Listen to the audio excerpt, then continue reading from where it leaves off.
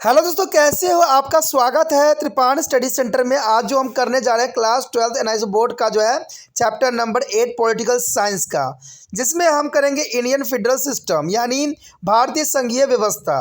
ये चैप्टर कई मायने में कई क्लास के बच्चे के लिए इंपॉर्टेंट है, चाहे वो बीए में पढ़ रहे हो, चाहे सीबीएसई के हों, चाहे वो एनआईएस बोर्ड के बच्चे हों, चाहे यूपी बिहार बोर्ड के बच्चे हों।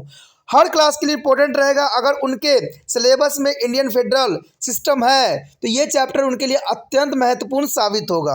ये चैप्टर जो होगा आपके समक्ष हिंदी इंग्लिश दोनों ही माध्यम में जो है रिप्रेजेंट होगा, साथ में जो है इंग्लिश हिंदी दोनों ही आपको डिस्प्ले भी होगा। ये आपके लिए सोने पर सुहागे के रूप में रहेगा।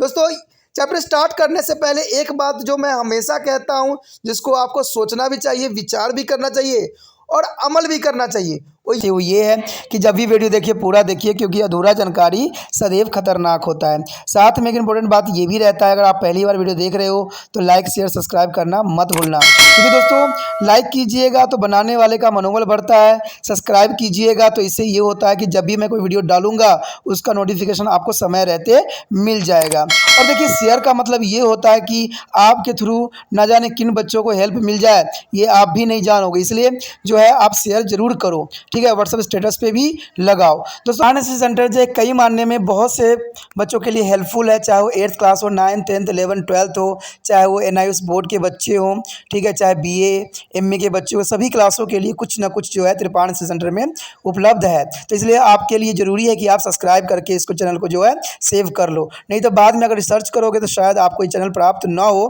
तो इसलिए सोचना नहीं, विचार नहीं करना है, सब्सक्राइब करके जो है अपने पास सेव करना है। दोस्तों, ये तो बात था आपके लिए, लेकिन अब देखते हैं हमारा आज टॉपिक क्या है। The most important chapter is the federalism. There is a important point here is come in this chapter, a feature of Indian federalism. The Constitution of India has adopted two federal features, though it is not in fact a claim that is established in the federations. The question whether the Indian Constitution could be the current of federal constitution travels in their mind of the member of constitutionally is assembly. This question cannot be answered without going into the meaning of federalism and the essential feature that is evidence in the federal state. Let us examine them and try to find out of the whether India is a federation or not. The first here, written constitution. The most important feature of the federation is that its constitution should be a written ones, so that both the Indian government as well as the state can refer to that as and when to the needed. The Constitution of India is a written document and is the most elaborate a constitution of the world. It establishes is a supremacy of constitution because both the union and the state are given power by the constitution as to be independent in their sphere of governance. The next year's Indian Constitution, the procedure of the amending their constitution in the federal system is normally regards. India is a constitution provides that some is amendment is required a special majority. Such an amendment has to be passed a majority of total member of each house of parliament as well as by the two-thirds of majority of the member present and voting therein. However, in addition to their process, some amendment must be approved by at least 50% of the state. After this procedure, the amendment is signed by the head of the state, the president, and signed their Indian important amendment can be amended through there is a procedure, and the India's constitution has been to the rightly called to the erased constitution. The next is the federations here, the federalism, there are division of power. In our constitution, there is a clear division of power, so that the state can center required to enact and the regulator as within there is a sphere of activity and the non-volatile is its limits and try to the encourage upon the function of the others. Our constitution enumerate the three lists as wise unions, state and concurrent list. The union list is the consist of 97 subjects of national importance such as the defense, railway, post and telegraph, etc. State list is the consist of 66 subjects of local interest such as the public health, police, etc. The Concurrent list has a 47 subject important to the both the union and state, such as electricity, trade union, economics, and social planning, etc. And next year, supremacy of judiciary is another very important feature of federation in the independent judiciary is to be interpret their constitution and the maintain its sensitivities. The Supreme Court of India has original judications to settle and rupture between the union and the state. It can declare as a law as unconstitutionally if it is a controversy any provision of constitution. दोस्तों यहाँ पर जो हमारा आया है अत्यंत महत्वपूर्ण topic की भारतीय संघवाद की मुख्य विशेषता है। देखिए संघवाद यानी फेडरलिज्म, संघवाद जो है कई मानने में जो है +2 वाले बच्चों के लिए अत्यंत महत्वपूर्ण रहता है और ये जो है BA वाले बच्चों के लिए भी जरूरी है। कहते हैं भारत के संविधान में संघीय संविधान के लक्षण तो है, किंतु ये संघीय शासन स्थापित करने का जो है दावा नहीं करता है। संविधान सभा के सदस्य यह तय नहीं कर पाए हैं कि भारतीय संविधान को संघीय संविधान कहा जा सकता या नहीं। इस सवाल का जवाब जो है संघवाद के अर्थ को जानने से, इसकी आवश्यकताओं और लक्षणों का जो है पहचाने बिना नहीं पाया जा सकता है। आइए हम इन बातों का जो है परीक्षण करने की कोशिश करें कि ये जो है भारत संघ है अथवा नहीं है। तो सबसे पहले अगर संघ होने के लिए इम्पोर्टेंट होता है कि लिखित संविधान। तो कहते हैं लिखित संविधान क्या है? किसी भी संघ का सबसे प्रमुख लक्षण यही होता है कि उसके पास एक लिखित संविधान होना चाहिए जिसे जरूरत पड़ने पर केंद्र तथा राज्य सरकार मार्गदर्शन प्राप्त कर सके। भारतीय संविधान एक लिखित संविधान है और यह दुनिया का सबसे विस्तृत संविधान माना जाता है। इसमें संविधान की स्वच्छता प्रदान की गई है क्योंकि इसमें जो है केंद्र तथा राज्य के संविधान द्वारा शक्ति प्रदान भी की गई है तथा उन्हें अपने अपने क्षेत्र में शासन की स्वतंत्रता प्रदान भी किया गया है। उसके पश्चात संघीय होने के लिए सबसे इम्पोर्टेंट बात आता है जटिल संविधान। किसी संवैधानिक पद्धति में संविधान जो है संशोधन सामान्यतः एक जटिल प्रक्रिया होती है। भारतीय संविधान के अनुसार कुछ संशोधन विशेष बहुमत पर निर्भर होता है और इस प्रकार के संशोधन संसद के दोनों सदनों के सदस्यों की संपूर्ण संख्या के अधिकतम सदस्यों की सहमति तथा उपस्थिति सदस्यों के 2/3 मतों के आधार पर होता है। इसके अतिरिक्त कुछ संशोधन 50% राज्य की सहमति से होती है और इस प्रक्रिया के बाद जो संशोधन पर राज्य प्रमुख यानी राष्ट्रपति हस्ताक्षर करते हैं। साफ शब्दों में अगर देखा जाए तो आपको पता ही होगा कि हमारे बहुमत जो होते हैं कभी भी संसद में पास होते हैं या लोकसभा राज्यसभा में होते हैं 2/3 बहुमत से होते हैं और इसमें जो है सहमति कम से कम 50% होना अत्यंत महत्वपूर्ण है। कहते हैं ये तब पास माना जाता है जब राष्ट्रपति हस्ताक्षर कर देता है और भारत में प्रमुख संशोधन की प्रक्रिया से ही होता है। इसी कारण भारतीय संविधान को जटिल संविधान भी कहा जा सकता है। उसके पश्चात हमारे समक्ष आता है शक्ति का विभाजन। देखिए फेडरलिज्म होने के लिए शक्ति का विभाजन भी बहुत इंपॉर्टेंट माना जाता है कि संघीय होने का मतलब ही है शक्ति का बंटवारा।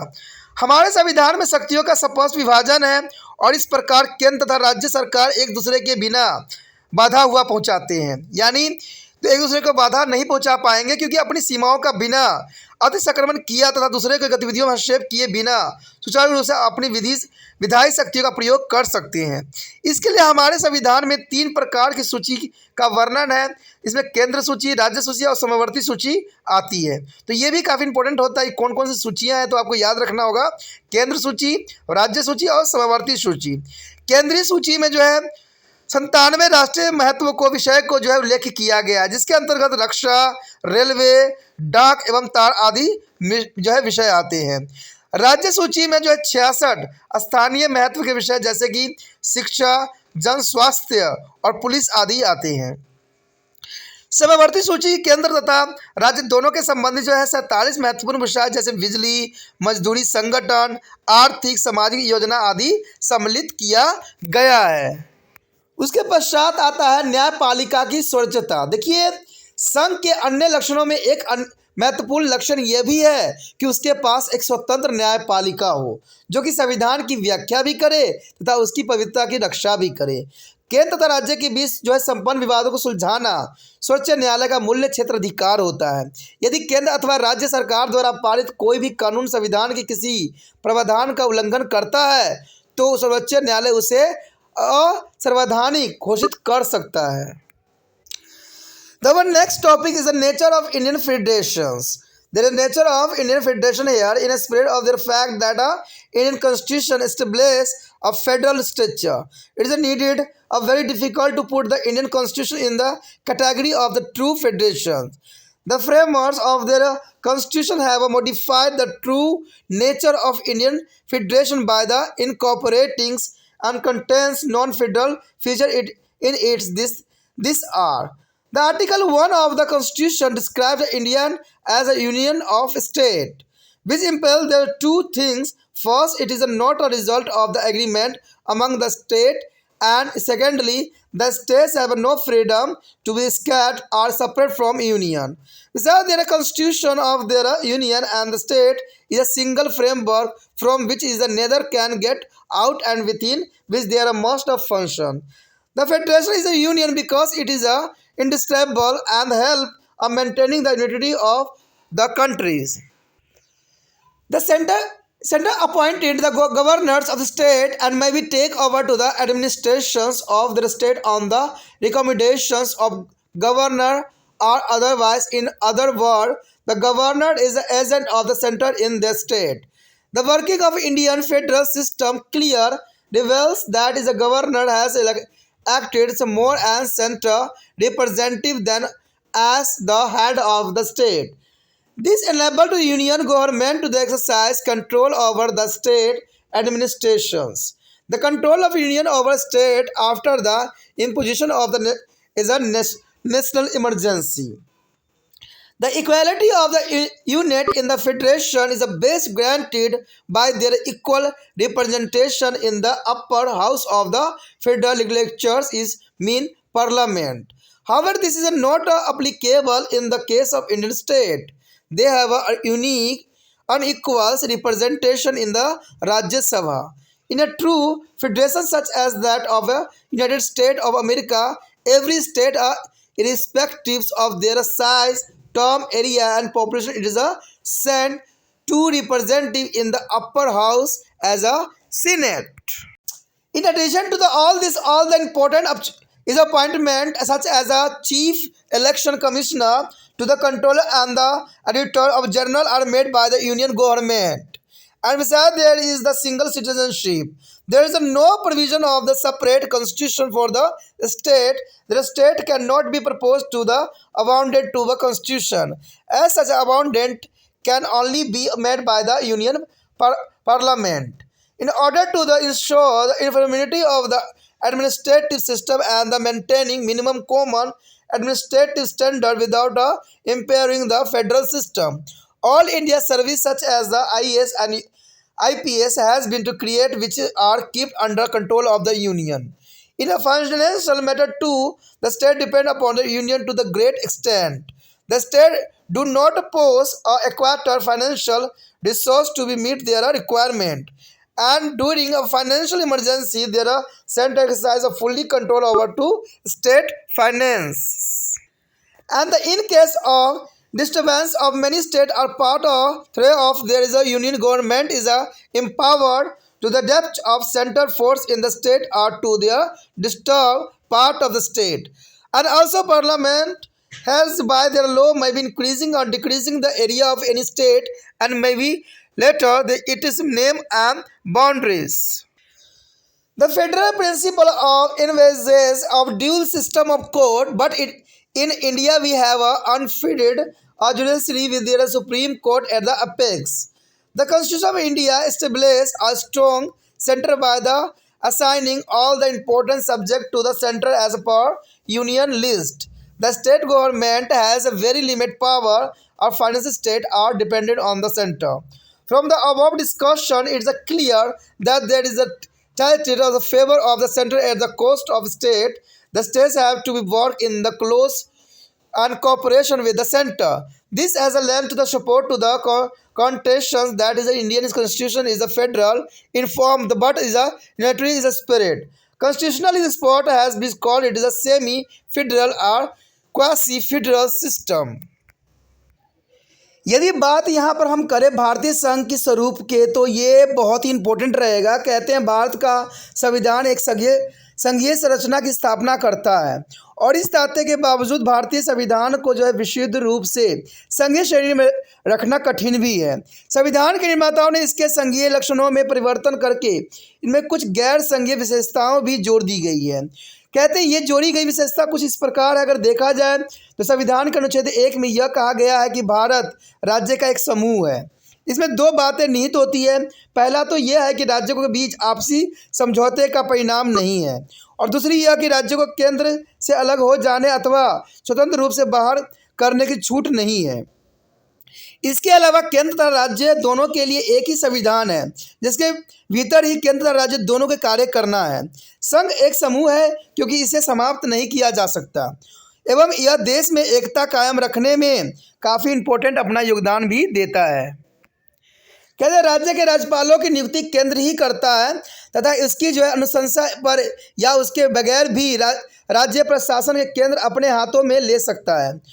दूसरे शब्दों में राज्य में राज्यपाल केंद्र का प्रतिनिधि होता है, और भारतीय संघीय व्यवस्था के कार्यबंध ने अब साफ कर दिया है कि राज्यपाल अधिकतर राज्य के मुखिया के रूप में न होकर केंद्र के एजेंडे के रूप में कार्य करता है। इसका मतलब है कि केंद्र के पास राज्य प्रशासन को नियंत्रित करने की क्षमता होती है। अगर हम संघवाद की सबसे पहली और आवश्यक मांग यही होती है कि संसद के ऊपरी सदनों में राज्यों को सामान्य प्रतिनिधित्व प्राप्त हो। अमेरिकी सीनेट के ऊपरी सदन में प्रत्येक राज्य को 2 प्रतिनिधित्व के लिए सीटें आरक्षित होती है।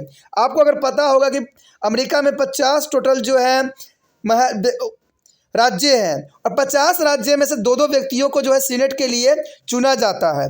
तो इससे ये होता है कि इसमें आरक्षित होती है, किंतु हमारे संविधान में इस प्रकार की बराबरी का कोई प्रावधान नहीं है, और न ही राज्यसभा में इस प्रकार के प्रतिनिधित्व के लिए सीटें का आरक्षण है। तो आप समझ सकते हो कि अमेरिका जो है, कहते हैं वहाँ पर जो निचले सदन है बिल्कुल ही कमज़ोर है, लेकिन भारत में अगर निचले सदन की बात करें तो ये काफ़ी स्ट्रॉन्ग है। अगर अमेरिका की बात करें, ऊपरी सदन की बात करें, तो वो काफ़ी जो है मजबूत है। लेकिन अगर इंडिया की हम बात करें ऊपरी सदन की, तो ये बहुत ही कमज़ोर है। तो ये कहते हैं अमेरिका और इंडिया में विपरीत है, सब कुछ विपरीत है, क्योंकि हमारा संविधान कई मायने में जो है आप देखोगे तो ब्रिटेन के संविधान से काफ़ी मिलती जुलती ही है।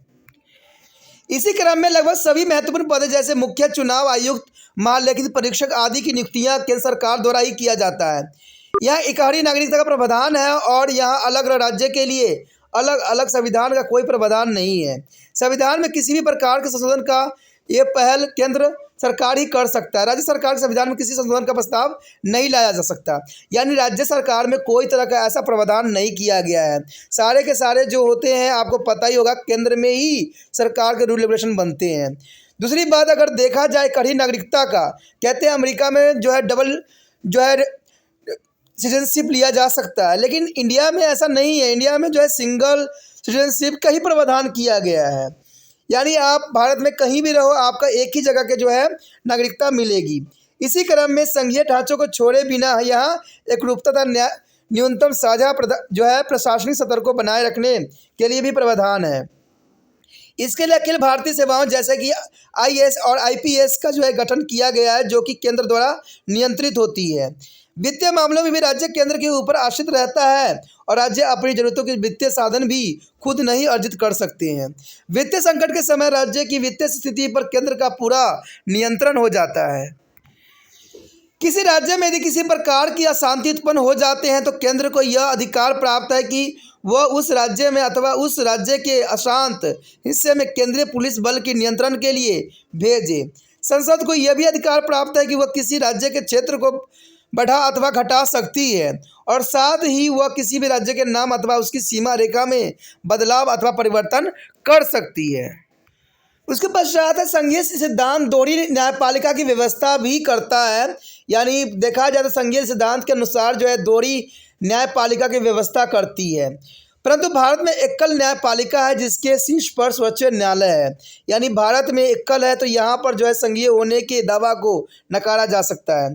संविधान में केंद्रीय सूची के अंतर्गत सभी महत्वपूर्ण विषयों को शामिल करने के लिए केंद्र के अत्यंत शक्तिशाली बनाया गया है, यानी कोई भी विषय जो होता है केंद्र द्वारा ही पारित होती है।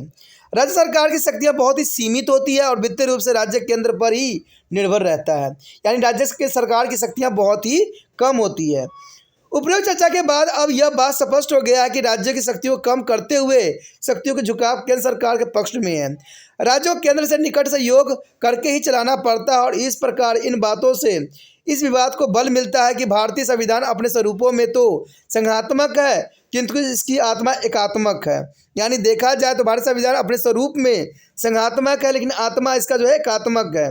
संविधान विशेषज्ञों ने इसे अर्धसंघीय भी कहा है, यानी अर्धसंघीय। The one next topic is the center-state relations. We have seen that the Constitution of India is a provide for a federal system. Both the union and the state are created by the Constitution and derive there is a respective authority from it. Yet there is the criticism that India is a federal state but with the unity of features. How far is there this criticism is valid?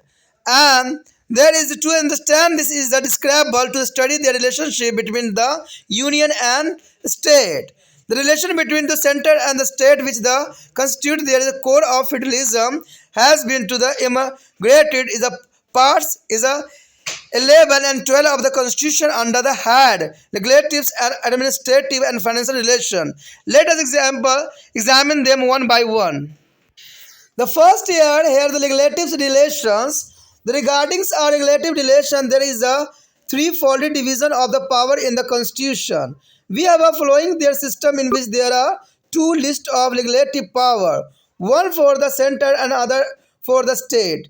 Now as the union list and the state list representative is the additionally list called to the concurrent list also has been added. The union list, which is the consist of the 97 subject of the national interest in the largest of the three lists. Some of the important subjects included in this list are defense, railway, post, telegram, is the income tax and the custom duty, etc.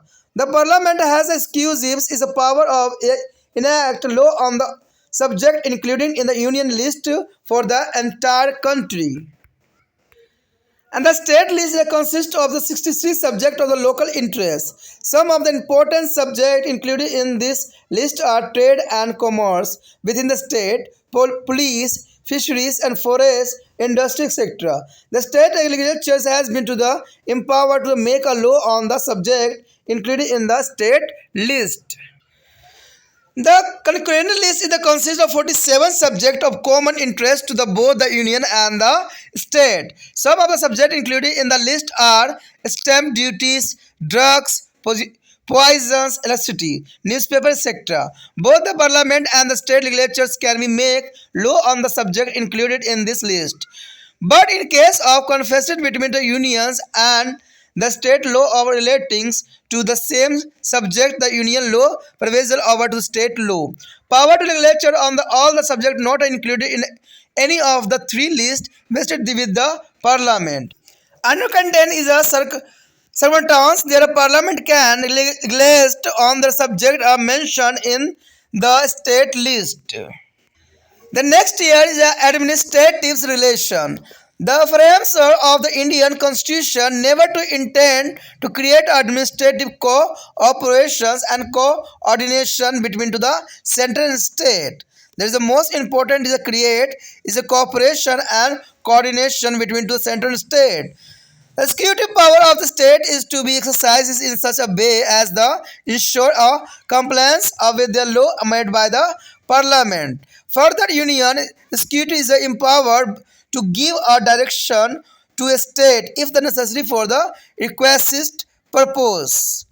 And the union government can issue the direction to that their state is ensure the compliance with their law of the parliament and construction of maintenance of mean of communication declared to be a national and military is important, and also on the measure for the protections railway. And in addition to all this, the parliament can be along is a adjudicate on inter-state rights rupture. And also is a provisions has been to made for the constituting in the interstate counseling to the advice to the president on interstate rupture. Even the state governments may be delegate some of the administrative function relating to be the state subject to union government for the special period. A Constitution of India has contained a special provision to the ensure uniformity of their administrative system. This includes the creation of all India service such as the IAS and IPS is the placing member of this service in the key administrative position in the state. The presence of all India service officer is the further paves way to the central government exercise to the authorities and control over the state. The member of this service are the recruited by the center and but are appointment in the state. No disciplinary action can be taken against them to the state government without the provision of center. The constitution also made a provision for the creation of new all India service by parliament on the recommendations of Rajya Sabha. The president also put the entire control of the state administrative machinery under to control of the union, which you will be studying in the detail. Will be going through their lesson emergency provision.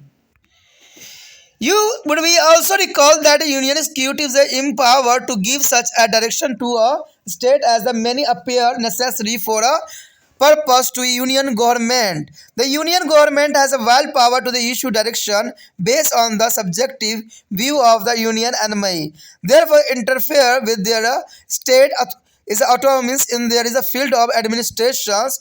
Ordinarily, the center police force and army they are posted to be state at the request of the state government. However, there has been to the occasions where to the CRPF and BSF has been deployed with the states is a much against the state a wish of the state government. Thus, there the center play a very important role in the administrative sphere of active concerning their state. The next area, financial relation.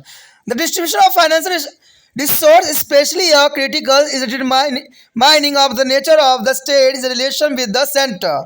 Both the union and the state has been to the provided with the independent source of the revenue by the constitution. The parliament can the levies of tax on the subject included in the union list. The state can the list as a taxes on the subject in their state list by and the large taxes that have on the interstate based on the levied by their center and this is the local based by the state. The union's list of the consists item taxations which is the fall under the following category. The first year taxes is evaluated by the union but is collected and is appropriated by their state such as stamps, duty and duties of excise on the medicinally and the toileted preparation etc. And the taxes is involved by the collected by the union but assigned to be a state-wise as the railway, sea or the air etc. Taxes involved there is a collection by the center and may be distributed between to the center and the state if the parliament by the law so provides such as a union exercise duties exercise on the toilet preparation etc. And taxes involved there is a collection and the remaining by the center such as the custom surcharge in income tax etc. The tax involved there is a collection by the center and distributed between to the union and the state such as a tax other than agriculture sector. And it is clear that is the financial sphere to the center to the better implement the center can is exercise control over the state finance and the grant in the aid of both general and special to the meet the expenditure on the development scheme.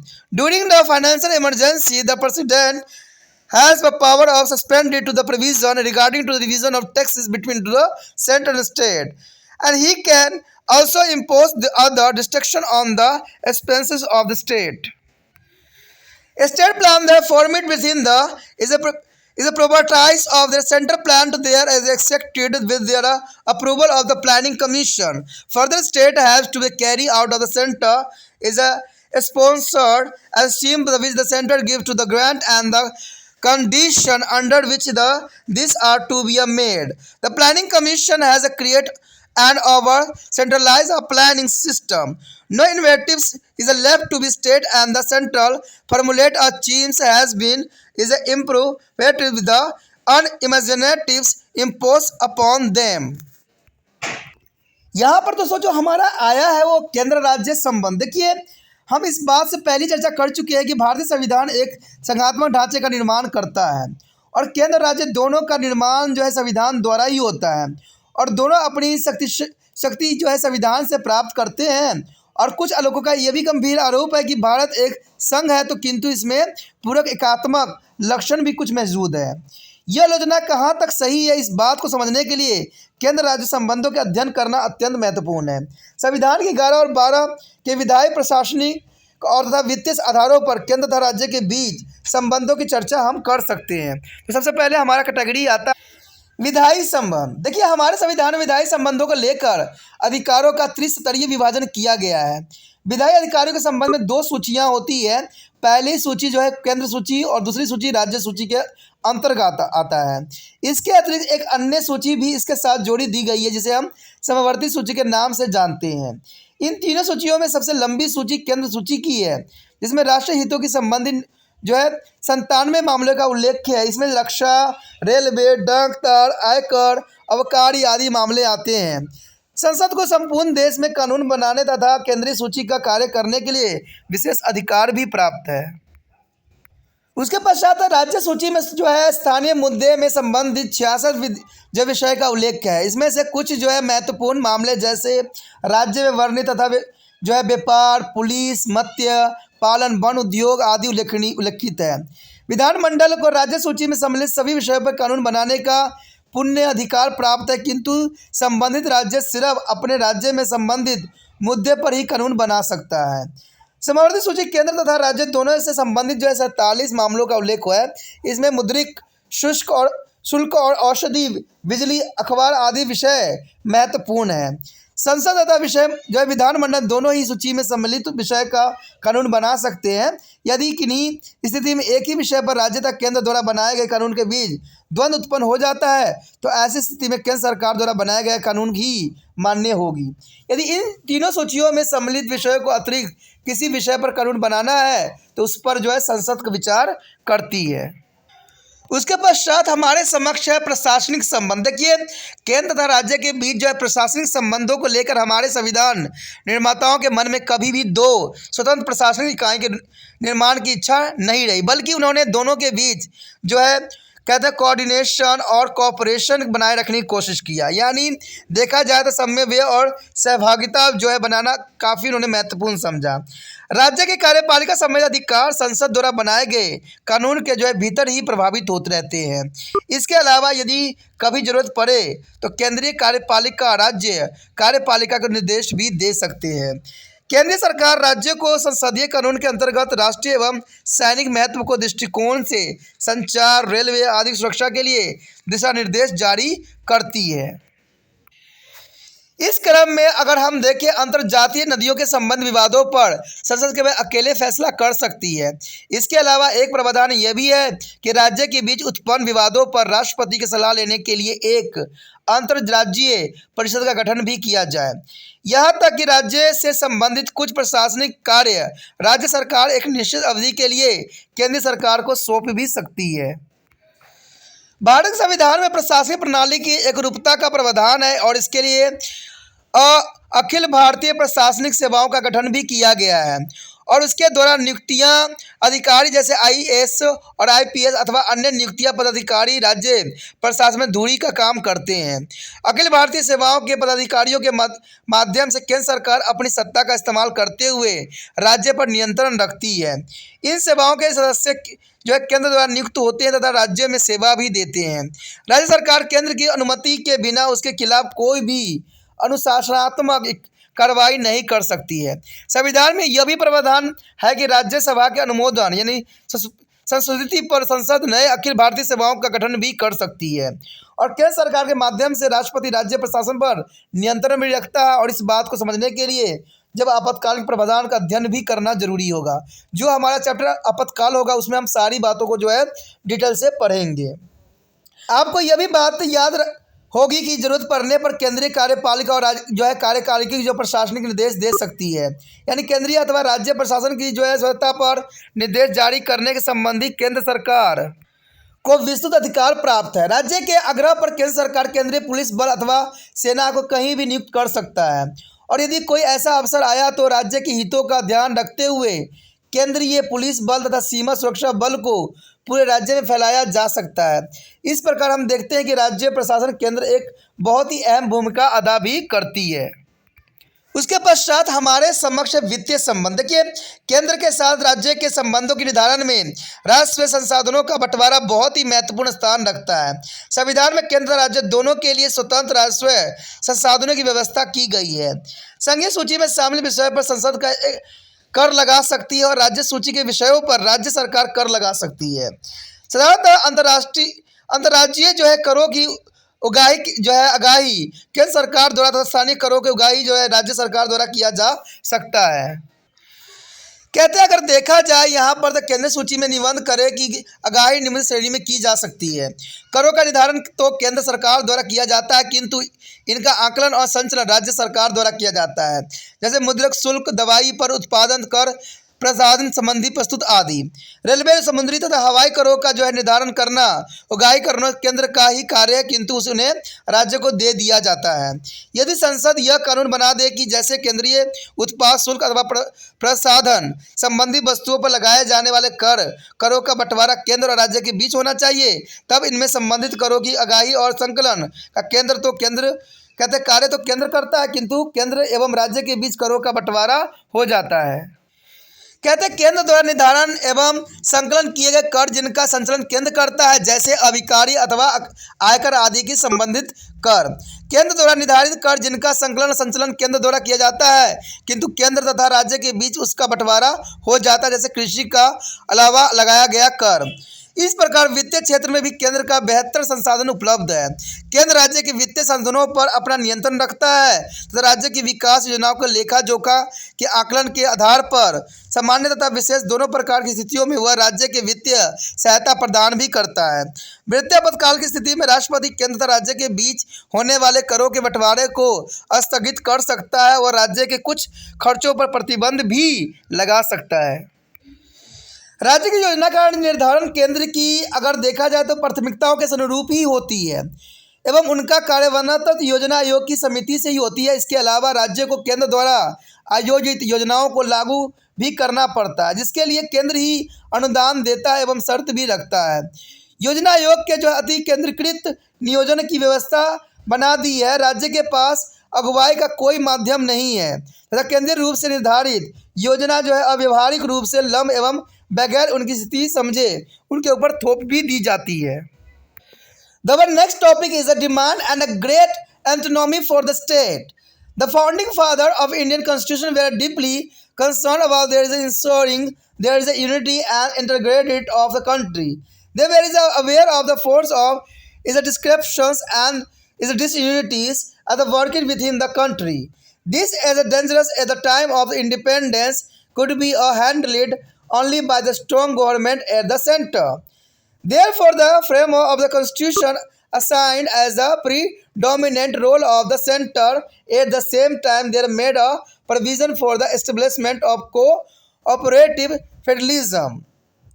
The workings of Indian federations during the last 5 decades clearly show that there is a relation between the center and state has not always been the coordinators. The Administrative Reform Commission and several other commissions were appointed by the Government of India from time to time regulate center-state relation. The Union Government appointed a Sarkari Commission to the suggest way and mean to the improve a central-state relation. The recommendations of the Sarkari is a commission is assumed the important so as to involve and there is a appreciate policy in the area of legislative, administrative and financial relation. And it has not a suggested is a sole structurally change in the fundamental fabric of the constitutions. It felt that federalism is a more and functional agreement for the cooperatives action than to the static is an institutionally concept. The Commission strongly recommended the establishment of is a permanent interstate counseling. In addition, it is desired that both the center and the state should have to the concern from their development of backward territory or area. If the economical development of these backward regions are undertaken in the planning manner, The separate list is a redundancy will be automatically controlled. Difference between the union and the state should be resolved by the mature consultations. It has taken to favorable view on the demand of the state to provide other more financial resource at their disposal. In order to improve center-state relation in the country, it has suggested economics liberalization and suitable is abundant to be the constitution. अगर हम अगली point की बात करें तो कहते हैं राज्य के अधिक स्वायत्तता की मांग की गई है। भारत संविधान के निर्माता देश की एकता अखंडता के प्रति सजग थे। उन्हें देश की एकता व अखंडता को तोड़ने वाली शक्तियों की जानकारी भी थी। उनको स्वतंत्रता के समय यह शक्तिशाली केंद्र सरकार अथवा आवश्यक थी कि इन खतरों का सामना कर सकती थी। अंत संविधान निर्माताओं ने केंद्र और एक प्रभावशाली भूमिका निर्धारित की। साथ ही साथ उन्होंने एक सहकारी संघ की स्थापना भी की। पिछले 5 दशकों में भारतीय संघ के द्वारा किए गए कार्य स्पष्ट है कि केंद्र और राज्य के बीच हमेशा हार्दिक संबंध नहीं रहे हैं। यानी देखा जाए तो कभी भी वेलकम नहीं रही है राज्य और केंद्र सरकार के बीच। भारत सरकार ने केंद्र राज्य संबंधों के जो सुचारू रूप से चलाने के लिए समय समय पर प्रशासनिक सुधार भी आयोग व अन्य आयोग बनाए हैं। केंद्र सरकार ने केंद्र राज्य संबंधों में सुधार के रास्ते सुलझाने के लिए सरकारी आयोग का गठन भी किया गया है।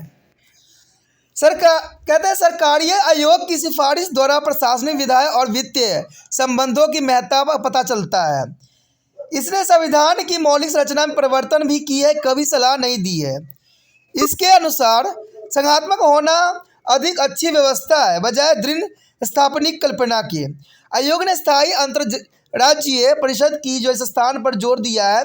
इसके अतिरिक्त से इस बात पर भी बल दिया गया है कि केंद्र और राज्य दोनों को ही पिछड़े क्षेत्रों के विकास के लिए ये प्रति सजग रहना चाहिए। यदि इसे एक सुव्यवस्थित प्रकार से किया जाए तो अलगवादी शक्ति स्वयं ही समाप्त हो जाएगी। आपसी सलाह मशवरे द्वारा संघ और राज्य के अपने अंतरों को समाप्त करने की कोशिश करना चाहिए। यानी राज्य और सरकार केंद्र सरकार आपस में तालमेल बिठाए तो देश के विकास में अग्रसर होना कोई बड़ी बात नहीं रह जाएगा। राज्य द्वारा अधिक वित्तीय सहायता की मांग को आयोग को उचित ठहराया भी है। केंद्र राज्य के संबंध सुधारने के लिए आयोग ने आर्थिक उदारीकरण और संविधान के संशोधन की सिफारिश भी किया है। तो इसी के साथ हमारा ये चैप्टर खत्म हो जाता है। आगे का अगर चैप्टर देखोगे तो अत्यंत महत्वपूर्ण है, तो आगे के चैप्टर देखना मत भूलना। अगर आपको अच्छा लगा तो लाइक शेयर सब्सक्राइब करना भी नहीं भूलना है और व्हाट्सअप स्टेटस पे इसका कॉपी को लगाना तो भूलना ही नहीं है।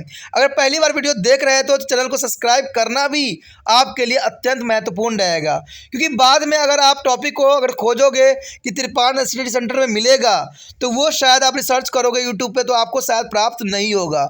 आपको वो वीडियो प्राप्त होगा जो पुराने हैं, जो दूसरे इंस्टीट्यूशन के हैं। तो अगर त्रिपाण स्टडी सेंटर के अगर आपको अच्छा लगता है तो आपको त्रिपाण स्टडी सेंटर के टॉपिक ही पसंद आएंगे। तो इसके लिए आपको चैनल को सब्सक्राइब करके रखना ही सही रहेगा, क्योंकि चैनल को सब्सक्राइब करके रखोगे अगर इसके वीडियो वाले में जाओगे तो सारे वीडियो त्रिपाण स्टडी सेंटर के आपको प्राप्त हो जाएगा और जो टॉपिक आपको अच्छा लगता है उसको सेव करके आप लाभान्वित हो सकती हो। इसी के साथ दोस्तों हमारा टॉपिक आज खत्म हो रहा है। ठीक है, अगर आपको अच्छा लगा तो लाइक शेयर सब्सक्राइब जरूर कीजिए। अगर पहली बार अगर आप वीडियो देख रहे हो, पहली बार मेरे चैनल पे आए हो तो सब्सक्राइब करना आपका फ़र्ज़ बन जाता है। सब्सक्राइब करने से ये होगा कि जो भी मैं आप क्लास के रिगार्डिंग कोई भी वीडियो डालूंगा उसका नोटिफिकेशन समय समय पर आपको प्राप्त होता रहेगा। अगर सब्सक्राइब नहीं कीजिएगा, अगर आप दोबारा से त्रिपाण स्टडी सेंटर पर आने की कोशिश कीजिएगा तो वहाँ पर आप त्रिपाण लिखिएगा तो वो त्रिपस कर देगा। ठीक है, जो आप गूगल पर सर्च करेंगे त्रिपस कर देगा, जिससे वजह से आप मेरे वीडियो का फ़ायदा नहीं उठा पाओगे। तो सोचिए मत, विचार मत कीजिए, सब्सक्राइब कीजिए। आप सोचते होइएगा कि मेरे एग्ज़ाम खत्म हो जाने के मेरा क्या ज़रूरत है त्रिपाण स्टडी सेंटर से। ठीक है, तो इसलिए सब्सक्राइब नहीं करने का सोचिएगा। लेकिन दोस्तों ऐसा नहीं है, त्रिपाण स्टडी सेंटर बहुत हेल्पफुल है। क्योंकि ये आपके 8th class 9th 10th 11th 12th जो आर्ट्स के सब्जेक्ट को कवर करता ही है, प्लस ये NIC बोर्ड के 10th + 2 को भी कवर करता है। साथ में BA फर्स्ट ईयर से लेकर 6 सेमेस्टर तक बच्चों के लिए ये अग्रसर रहेगा आर्ट्स सब्जेक्ट में। तो सोचिए नहीं, विचार नहीं कीजिए, काफ़ी त्रिपाण स्टडी सेंटर का फ़ायदा ही फ़ायदा है। ठीक है, अगर आप मुझे प्रोत्साहित करोगे तो आपके लिए मैं तरह तरह के वीडियो बनाऊँगा जो आपको फ़ायदा पहुँचाएगा। एग्ज़ाम के तौर पर मैं आपको पेपर भी आपको सोल्यूशन करके दिखाऊंगा जो आपके लिए फ़ायदेमंद रहेगा। अगर नहीं सब्सक्राइब कीजिएगा, मेरा मनोबल घटेगा, तो हो सकता है कि आपको फिर दोबारा मैं ना वीडियो बनाऊं और आपको फ़ायदा ना पहुंचाऊं। तो अभी भी नहीं सोचिए, मेरा जितना आप फैलाइएगा, जितने दूसरे बच्चों के साथ शेयर कीजिएगा, उतना जो है मैं आपके लिए कार्य करने में अग्रसर रहूँगा। ठीक है दोस्तों, इसे सोचिए मत, विचार मत कीजिए, अभी सब्सक्राइब कीजिए और अपने व्हाट्सएप स्टेटस पे लगाइए और दूसरे बच्चों के साथ भी शेयर कीजिए। ठीक है दोस्तों, अपना ध्यान रखना। बाय।